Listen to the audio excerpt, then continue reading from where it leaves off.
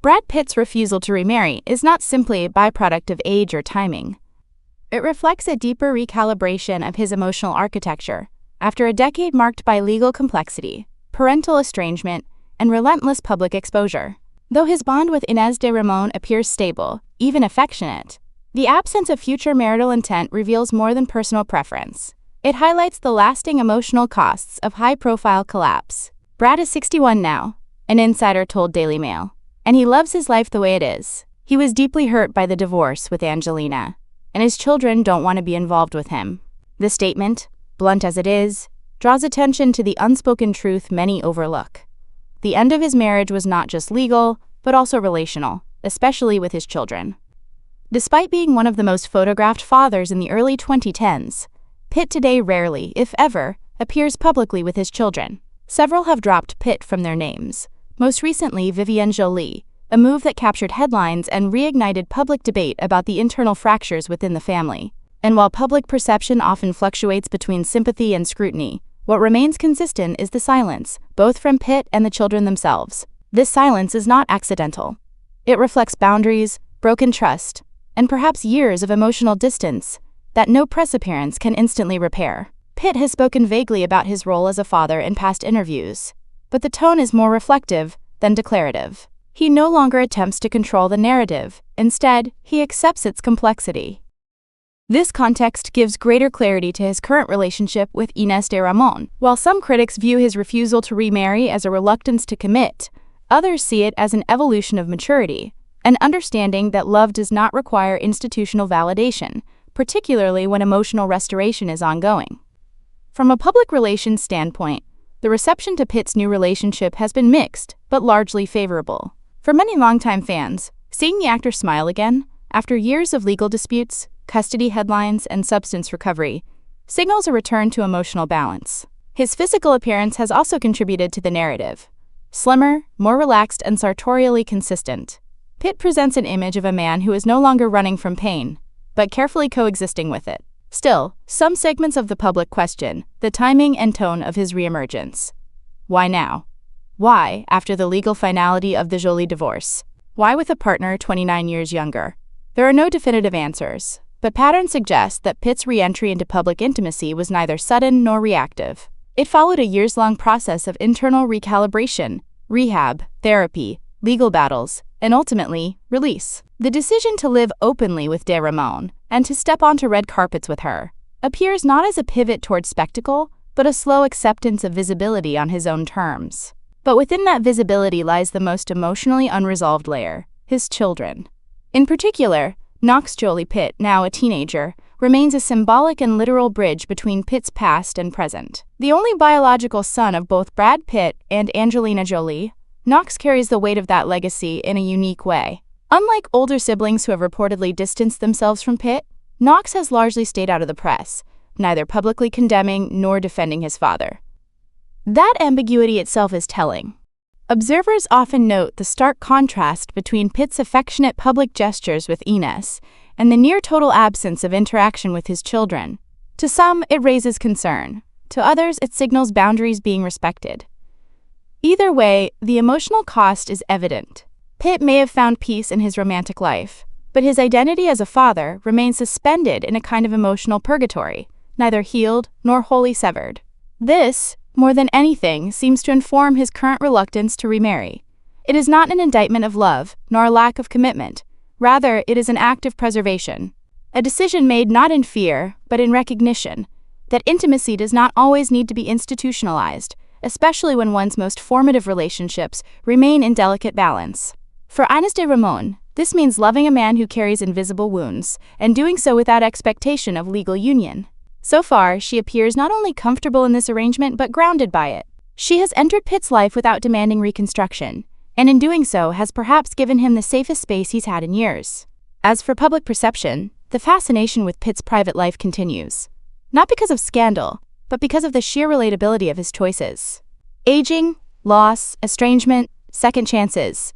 These are not exclusive to celebrity. They are human experiences refracted through the lens of fame. After years of intentional silence around his romantic life, Brad Pitt, one of Hollywood's most scrutinized figures, has made a subtle yet significant shift. His relationship with Ines de Ramon, a 32-year-old jewelry executive known more for her professional discretion than celebrity proximity, has moved from quiet companionship to undeniable presence. What was once whispered in the pages of tabloids has now stepped, quite literally, onto the red carpet. But this is not merely a celebrity couple debut.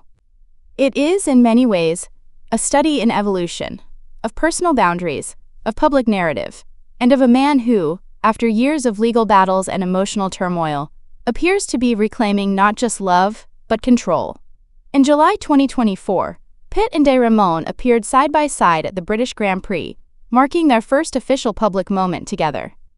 2 months later, they graced the red carpet at the premiere of Wolf's, Pitt's upcoming Formula One film. The shift was immediate and intentional. The gestures were tender but composed. They held hands, exchanged glances, and engaged with the cameras, not reluctantly, but without performance. It was the kind of visibility that doesn't scream for attention but invites observation. So why now? Sources close to the couple suggest that the decision to go public wasn't strategic in the PR sense, but rather a reflection of emotional readiness. According to one insider, at first, Ines didn't want to be just another name in the orbit of a Hollywood A-lister. She valued her privacy. So did Brad. But their connection is strong. She's not going anywhere. And now she wants to stand beside him, not just in private, but in every aspect of his life. For de Ramon, who was previously married to the Vampire Diaries actor Paul Wesley, this moment marks a quiet emergence from anonymity. A trained professional in the luxury fashion space, she serves as the wholesale director at Anita Co. Jewelry, a brand frequently worn by figures like Hailey Bieber and Kourtney Kardashian. But until now, de Ramon has rarely stepped into the entertainment spotlight by association.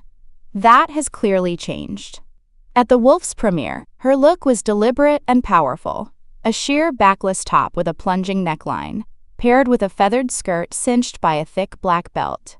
Her hair, styled in soft, middle-parted waves, suggested ease but command. She looked comfortable, not just in the outfit, but in the attention. Next to her, Brad Pitt, now 61, exuded understated elegance in a navy double-breasted suit over an open-collared shirt, his signature sunglasses in place. But what captured more attention than the clothes was the body language. A gentle touch on his cheek from Ines, a quiet smile as she fixed something on his face, a shared glance that didn't need words. These weren't grand gestures. They were intimate confirmations of presence. This public evolution also arrives at a deeply symbolic time in Pitt's personal journey.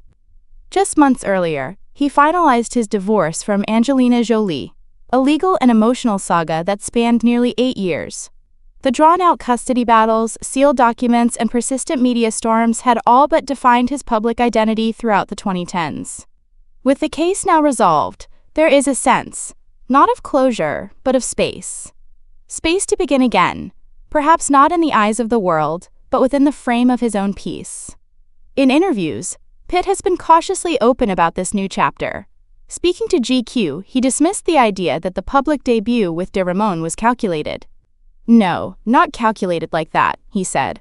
"God, how exhausting would that be, to live that way? Life moves, relationships move." The subtext here is not just about romantic companionship. It's about agency, about not being defined by past trauma, nor by the machinery of celebrity. Pitt has spent the last several years reconstructing his life not just professionally, through selective film roles and production work, but emotionally. And Ines de Ramon's presence appears to be part of that reconstruction. Still, it's worth noting what this public visibility doesn't include. There's no talk of marriage, no statements about children. In fact, sources close to Pitt have made it clear, despite his affection for de Ramon, he has no intention of marrying again. Brad really loves Ines, a source told Daily Mail, but he doesn't want to get married or have more children. He was deeply hurt by his divorce from Angelina, and his children don't want to be involved with him. It's a sobering note that underscores the complexity behind the smiles on the red carpet. Despite the warmth in Pitt's new relationship, the distance between him and several of his children remains unresolved. And it is that emotional divide between present peace and lingering loss that gives this moment its true weight. For Ines de Ramon, stepping into the public eye beside Pitt likely comes with a cost. The scrutiny, the speculation, the comparisons to past partners. It's a heavy mantle. But thus far, she appears unfazed, unshaken, grounded. And perhaps that's exactly what Brad Pitt needs.